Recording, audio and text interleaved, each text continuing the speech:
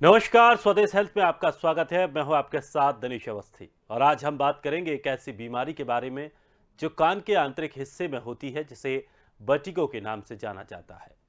Vertigo एक सामान्य रोग है। इस रोग में व्यक्ति को चक्कर आते हैं, साथ ही धरती घूमती हुई सी नजर आती है, जबकि कई अवसर पर व्यक्ति भ्रमित भी हो जाता है कि उसे मानसिक ज्ञान का जरा भी स्मरण नहीं रहता। तो इस दौरान चक्कर और उल्टियां भी आती हैं। अगर आपके साथ भी अगर ऐसा होता है और ठीक नहीं हो रहा है, तो आपको जल्द ही डॉक्टर से मिलने की ज़रूरत है। इस प्रकार के लक्षण वर्टिगो के संकेत हैं। अगर समय पर इसका इलाज न किया जाए तो ये खतरनाक भी हो सकता है।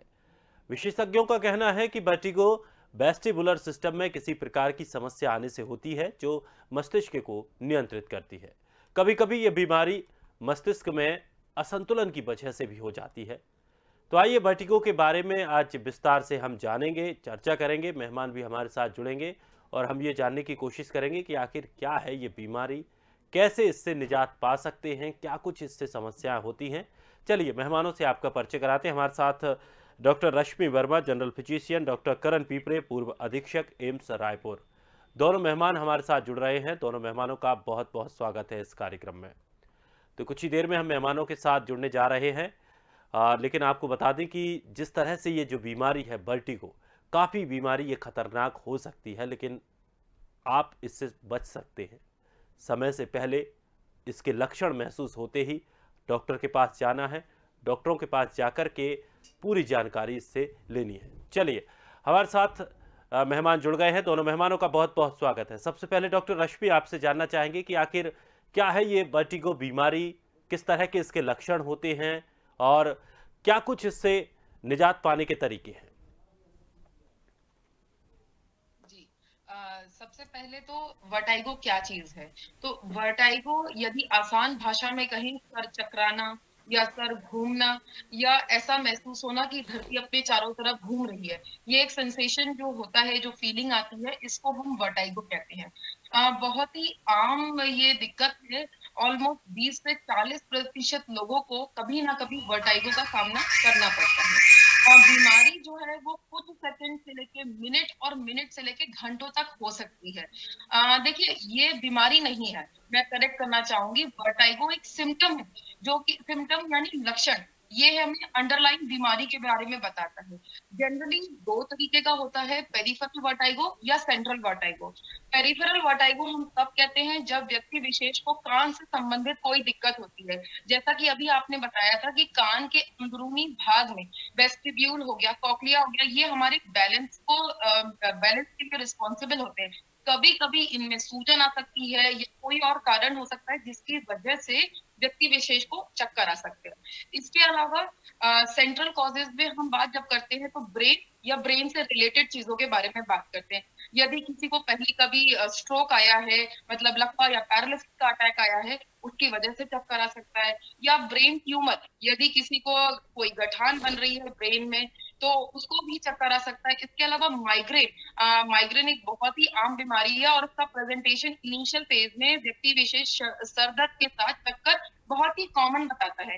तो ये वो कॉमन कॉजेज होते हैं जिसमें वर्टाइगो देखने के लिए मिलता है। कुछ दवाएं भी होती हैं, मेडिकेशन, खासकर जैसे प्रीगाबालिन हो गई, या न्यूरोपैथी के ट्रीटमेंट के लिए, या एंजाइटी या नींद के लिए जो दवाएं देते हैं, तो उन भी लोगों में इन दवाओं के कारण चक्कर आ सकता है। और तो ये वर्टाइगो नॉर्मली जो कॉजेज होते हैं, ये वर्टाइगो के कॉजेज होते हैं। लेकिन जिस तरह से आपने तमाम चीज़ें बताई इसमें कि माइग्रेन को लेकर के भी आपने बताया और कान को लेकर के भी इसमें बताया, तो बेसिकली ये हम इसको किस तरह से समझे? क्या ये हमारे दिमाग की मस्तिष्क से संबंधित किसी तरह का कोई रोग है या कान से संबंधित है? जी, बहुत ही अच्छा प्रश्न है आपका। हम कैसे समझ पाएंगे कि हमारे ब्रेन में प्रॉब्लम है या हमारे कान में प्रॉब्लम है? बहुत ही इंपॉर्टेंट चीज है। यदि व्यक्ति विशेष को चक्कर के साथ सर दर्द आ रहा है, या कभी झटका आया है, या ऐसे कोई रिलेटेड सिम्टम है, तो सेंट्रल मतलब ब्रेन से रिलेटेड परेशानी होने की आशंका ज्यादा होती है। इसके विपरीत जब हम कान से रिलेटेड बात करते हैं, यदि किसी को वर्टाइगो है, वर्टाइगो के साथ चलने में दिक्कत आ रही है, यदि वो लेट रहा है, लेटने पे चक्कर बहुत तेज आ रहा है, अपना सर घुमा रहा है और सर घुमाने के कारण चक्कर आने लगता है, तो हम पेरिफेरल वर्टाइगो के बारे में ज्यादा सोचते हैं। यानी कि इसको हम दो तीन तरीके से समझ सकते हैं कि उससे रिलेटेड भी ये बीमारी हो सकती है, कान से रिलेटेड भी हो सकती है। यानी कि ये जो सिम्टम्स है उनका वो लगभग लगभग एक जैसा रहेगा कि आपको परेशानी इस तरह की ही आएगी, लेकिन कहाँ से वो समस्या उत्पन्न हो रही है उसको जांचना और उसको देखना बहुत ज़्यादा ज़रूरी है। और वही चीज़ जो चिकित्सक हैं वो करते हैं। अगर आपको इस तरह की समस्या होती है तो आप चिकित्सकों के पास जाएंगे तो वो उस मुख्य जड़ को पकड़ेंगे कि आखिर ये समस्या कहाँ से आ रही है। डॉक्टर करण भी हमारे साथ जुड़ गए हैं। डॉक्टर करण, जिस तरह से अभी डॉक्टर रश्मि ने काफ़ी बढ़िया महत्वपूर्ण जानकारियां बताई और सही तरीके से उसके प्रकार बताए, क्या ये सिर्फ दो प्रकार की होती है या इसके कुछ और भी ऐसे लक्षण हैं जो सामान्य तौर पर हमारी जो दिनचर्या है उसमें हमारे साथ ऐसा हो रहा हो, लेकिन हम सोचे हो सकता है ये स्ट्रेस की वजह से ये चीज़ें हो रही हों या कुछ खाने पीने में कुछ गड़बड़ हुआ हो उसकी वजह से ये चीज़ें हो रही हों, सही से सो ना पाए हों उसकी वजह से ये चीज़ें हो रही हों, और वो एक दो बार तीन बार हमारे साथ ऐसा हो और हम उसको नज़रअंदाज करें और वास्तव में वो लक्षण इसी तरह की कोई बीमारी का हो। बहुत अच्छी जानकारी दी डॉक्टर लक्ष्मी जी ने। और मैं समझता हूँ कि आपका जो प्रश्न है ये आम जनता के लिए बहुत ही आवश्यक है इसे समझना कि चक्कर आना या वर्टाइगो या आपका जो आपके आसपास का जो वातावरण है, जैसे विंडो है या फैन है या मकान की दीवार है या बाहर और मकान के बाहर कोई बिल्डिंग, ऐसा एहसास होता है, ऐसा प्रतीत होता है कि वो घूम रहा है और आपको इस प्रकार की जो फीलिंग आती है, इसी को वर्टाइगो कहते हैं। यह एक प्रकार का लक्षण होता है और खासकर जो हमारे कानों के अंदर जो एक प्रकार की हियरिंग मशीन के जैसे जो छोटे छोटे अंग रहते हैं, या चाहे बोन को हो या उसका मसल्स वगैरह को हो, या टिम्पैनिक मेम्ब्रेन है या वेस्टिबुलर है या फिर लेब्रिंथिस है, ये सब इसके भाग होते हैं। और अगर उसमें किसी प्रकार का कोई भी इंफेक्शन है, वास्कुलर इंफेक्शन है या न्यूराइटिस है और दूसरे और भी मतलब बहुत सी बीमारी होती है, पस बन जाते हैं या कोई डिफेक्ट आ गया है या हाई ब्लड प्रेशर हो गया है आपको, या डिहाइड्रेशन हो गया गर्मी के दिनों में, या खून की कमी हो गई है, तो इस प्रकार की ये फीलिंग आती है और आपको ऐसा लगता है। सबको जीवन में एक बार दो बार इस प्रकार का एहसास होता है, चाहे महिलाएं हो, चाहे यंगस्टर्स हो या बुजुर्ग हो। और मैंने भी देखा है कि जैसे डॉक्टर साहब ने बताया कि हमारे जो आउट पेशेंट डिपार्टमेंट होता है, ओपीडी होती है, उसमें प्रतिदिन कोई ना कोई एक केस तो कम से कम इस प्रकार की शिकायत का आ ही जाता है कि डॉक्टर साहब मुझे ऐसा लगता है कि ये बिल्डिंग घूम रही है, जिसको वर्टाइगो बोल रहे हैं।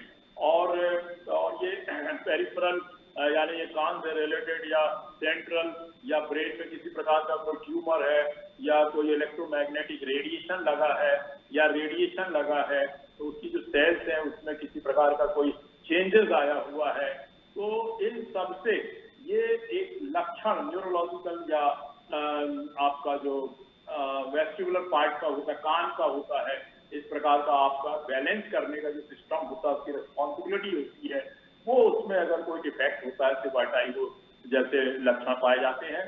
किसी को डिजीनेस होता है, एक सिर घूमने का रहता है। अधिकांश जैसे डॉक्टर साहब ने कारण के साथ में एक मुख्य कारण दवाइयों का भी बताया है।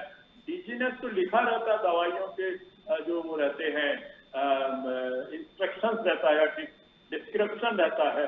लगभग प्रत्येक दवाइयां जो एलोपैथिक मेडिसिन होती है उसको खाने के बाद डिजीनेस और वर्टाइगो जैसे फीलिंग आती है। और ये कोई ऐसी बीमारी नहीं है और थोड़े समय की रहती है, टेम्पररी रहती है, लेकिन आपको इस प्रकार का लगता है तो आपको हमेशा और हमेशा नाक कान गले विभाग के चिकित्सक के पास या कोई भी एमबीबीएस डॉक्टर के पास जाएं। वो आपकी हिस्ट्री लेगा, कान की जांच करेगा, ब्लड प्रेशर की जांच करेगा, शुगर की जांच करेगा, कमजोरी की जांच करेगा, न्यूरोलॉजिकल चेकअप भी करेगा और आपको अच्छी एडवाइस देगा और टेम्पररी अगर आपको उसको लगता है कि किसी प्रकार की कोई बीमारी इसमें नजर नहीं आ रही है, तो वर्टिगोन करके टैबलेट होती है, वो आपको प्रिस्क्राइब कर देगा। दवाई की दुकान से क्रय करने के बाद में आप अपना इसे करेक्ट कर सकते हैं। तो आप महसूस करेंगे कि जो घूमने वाली चीज है वो घूमती नहीं है, जो बैलेंस है आपका चलने से ऐसा लगता है कि गिर ना जाऊं, वो सुधर जाएगा। आपको जो घबराहट की फीलिंग या एंजाइटी भी हो जाती, तनाव आ जाता है स्ट्रेस के कारण, यार मेरे को ये क्या हो गया, कोई ऐसी बीमारी तो नहीं हो गई है, तो आपको जो एंटी एंजाइटी मेडिसिन के साथ में ये सब दवाइयां दे करके और चिकित्सक उसको कंट्रोल कर लेते हैं। और अगर कोई मेजर प्रॉब्लम है तो नाक कान गले विभाग के चिकित्सक और न्यूरोलॉजी के विभाग के चिकित्सक ये मिल करके आपकी उस बीमारी को, जिसका ये लक्षण उत्पन्न होता है, उसे भी ठीक कर लेते हैं। इसमें किसी प्रकार से घबराने की कोई भी जरूरत नहीं है और जांच कराना बहुत जरूरी है और चिकित्सक का निर्देशों का पालन करना जरूरी है। यदि कोई ऐसे कारण वो बताते हैं, सबसे पहले उन कारणों का निवारण कर लेंगे, आपका वर्टाइगो दूर हो जाएगा। बिल्कुल, और हमारी कोशिश इस कार्यक्रम के माध्यम से यही रहती है कि जिस तरह की भी जो तमाम बीमारियां हैं उनको लेकर किसी तरह का भ्रम ना पालें, दूसरों की बातों में ना आए, सबसे पहले जाकर डॉक्टर से मिलें। डॉक्टर जिस तरह की राय देंगे, जो सलाह देंगे और जो दवाएं देंगे वही आपको लेनी है। अगर आप डायरेक्ट मेडिकल पर जाकर, केमिस्ट शॉप पर जाकर दवाइयां लेते हैं, वो दवाइयां आपके लिए देना चाहता हूं जी मैं जी आप सभी दर्शकों को कि अधिकांश लोग मोटरसाइकिल चलाते हैं या धूल मिट्टी वाली जगहों में रहते हैं, हवा चलती तो डस्ट भी बैठती है और आपका कान में मैल जमा हो जाता है, जिसको वैक्स बोलते हैं। उसके कारण भी मैंने खुद भी अनुभव किया है कि कभी 10-15 साल तक अपन कान की सफाई नहीं करते हैं, उसकी देख रेख नहीं करते हैं, तो पानी भी जाता है, डस्ट भी जाती है, धूल भी जाती है, मिट्टी भी जाती है, जो छन छन के और जमा होती है और एक मैल वैक्स के रूप में जमा होकर उसको प्रेस करती है। तो उससे भी अगर आप अपने हाथ से ना निकालें, कभी भी उंगली भी ना करें, ना आलपीन डालें या पिन डालें, या जो नीम हकीम खतरे जान बैठे रहते उनसे ना साफ कराएं, हमेशा ईएनटी की ओपीडी में जाकर के आप उस वैक्स को साफ करवा सकते हैं। डॉक्टर उसके पहले वैक्स सॉल्व करके लोशन भी लिखते हैं, जिसको डालने से वो पिघल के बाहर भी आ जाता है, कभी कभी नहीं आता तो मुलायम होता है। सेकंड विजिट में आप ईएनटी सर्जन के पास जाएंगे, वो अपने लेंस से देख करके, मिरर से देख करके उसे साफ कर देगा। उससे भी वर्टाइगो जो होता है वो पूरा का पूरा करेक्ट हो जाता है। बिल्कुल सर, और यही लगभग इसी से जुड़ा हुआ मैं सवाल भी करने वाला था। डॉक्टर रश्मि, जिस तरह से अभी डॉक्टर ने बताया, बड़ी महत्वपूर्ण ये बात बताई, और मैं यही बात पूछने वाला था कि जिस तरह से कान को लेकर हम बात कर रहे थे कि कान से संबंधित ये बीमारी की प्रक्रिया एक शुरू होती है, मैल जमता है, लोग घर पर अपने प्रयोग करते हैं, कोई कान में किसी भी तरह का कोई भी ऐसा नुकीली चीज वो डाल लेते हैं, कितना ये सही है और इससे क्या कुछ और नुकसान हो सकते हैं? खास करके हम जो साफ सफाई करना चाह रहे हैं वो तो इससे पूरी तरह से हो नहीं पाती, लेकिन इसके अलावा हम अपना क्या कुछ और नुकसान कर सकते हैं और कान से कैसे इसकी शुरुआत होती है, किस तरह से, जैसा अभी सर ने बताया कि धीरे धीरे धूल पहुंचती है, इसके अलावा और क्या कुछ वजह रहती है? क्या पानी वगैरह के जाने से भी इस तरह की समस्याएं होती हैं और ये एक बड़ी बीमारी का रूप कैसे धारण कर लेती है? जी देखिए, सर ने जो अभी इंफॉर्मेशन दी, एक एक चीज बहुत ही महत्वपूर्ण और बहुत ही अच्छी, बहुत ही आसान भाषा में सर ने समझाया है। देखिए, होता क्या है, खासकर छोटे बच्चों से शुरुआत करती हूँ। जो बच्चे नवजात शिशु हैं या मतलब थोड़े बड़े बच्चे हैं, तो हम क्या करते हैं, जो घर पे बच्चे की मालिश करने आती है, हम उसी से कहते हैं कि इसके बच्चे का कान साफ कर दीजिए। ये बहुत ही गलत प्रैक्टिस है। ये आप समझ लीजिए, बच्चे के कान में यदि इतना सेंसिटिव होता है वो कान, और यदि आप कोई नुकीली चीज डालेंगे तो कान के पर्दे में छेद हो जाता है। हो सकता है आने वाले समय में बच्चे की कान से सुनने की जो शक्ति है वो चला जाए, इतना गंभीर ये दिक्कत है। या परमानेंट कान बहना शुरू हो जाए, जिसको हम लोग बोलते हैं ओटिटिस मीडिया। ये एक बहुत ही खतरनाक चीज है और किसी लोगों को सीएसओएम करके बीमारी जो है वो लाइफ लॉन्ग चलती है। तो ये प्रैक्टिस बहुत ही गलत है। इसके अलावा मैंने कई बार देखा है कि जो हेयर पिन हम बालों में लगाते हैं, कई महिलाएं अपने बच्चों की या खुद के लिए भी आप हेयर पिन से कान साफ करने की कोशिश करते हैं। अगेन, ये बहुत ही गलत प्रैक्टिस है, ये काम आप बिल्कुल मत करिए। कुछ लोग तेल डालते हैं और न जाने क्या-क्या डालते हैं। ये बिल्कुल बहुत ही गलत चीज़ें हैं। ये जो आप कर रहे हैं, आपके कान का जो पर्दा है, उसको कमज़ोर करता है और कइयों तरीके के बैक्टीरिया हो गया, वायरस हो गया, इवन फंगल इन्फेक्शन, उनको निमंत्रण देता है। तो बैठे-बैठाए जो चीज़ बहुत आसानी से ठीक हो सकती थी, आप इतनी तरीके की प्रॉब्लम को आमंत्रित कर रहे हैं। ये प्रैक्टिसेस बहुत ही गलत है और इनको कभी नहीं प्रैक्टिस करना चाहिए। यदि कान से संबंधित कोई दिक्कत आपको लग रही है, यदि आपको लग रहा है कि हमें कान से ठीक से सुनाई नहीं दे रहा है या हमारे कान में बहुत ज़्यादा मैल जम गया है, जो नहीं निकल पा रहा है आसानी से ईयरबड्स का इस्तेमाल करने से, तो आप तुरंत डॉक्टर, खासकर जो ईएनटी सर्जन होते हैं, नाक, कान, गले के डॉक्टर, आप उनके पास जाइए। जैसा कि सर ने बताया है, वो जो सेरुमिन करके जो आती हैं ड्रॉप्स, उनको डाल के पहले उस मैल को वो पतला करेंगे और फिर बड़े आसानी से निकल सकता है।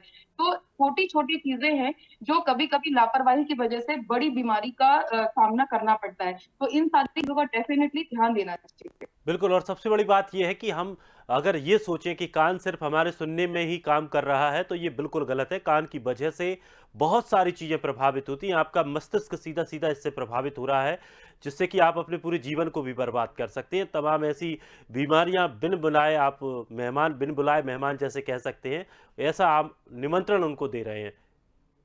बात मैं ऐड करना चाहूँगी, जैसे कि अभी आपने बोला कि कान हमारे ब्रेन को कनेक्ट करता है। बिल्कुल, बहुत सही बात आपने कही। आपको मैं बताना चाहूँगी, व्यूअर्स को बताना चाहूँगी कि सेरिब्रल एब्सेस मतलब ब्रेन में इन्फेक्शन कइयों बार कान के थ्रू चला जाता है। तो कितना इम्पोर्टेंट है हमें अपने कान को बचा के रखना है, क्योंकि ये ब्रेन की जो प्रॉब्लम होती है, ये जानलेवा होती है। तो हमें अपने कान से रिलेटेड जो अकेले कान को ही नहीं साफ करके रखना है, हमें कान को ही नहीं बचा के रखना है, बल्कि जो हम इन्फेक्शंस ब्रेन तक पहुंचा सकते हैं, उनको भी रोकना है। तो ये बहुत ही इम्पोर्टेंट चीज़ है ये। डॉक्टर रश्मि, इसमें उल्टियों को लेकर के भी कहा है कि उल्टी जैसी स्थिति बन जाती है, जी मिचलाता है और उल्टियाँ काफ़ी देर तक उल्टियाँ भी होती हैं और लगातार ये प्रोसेस कई दिनों तक होती है। तो इसको हम कैसे समझेंगे?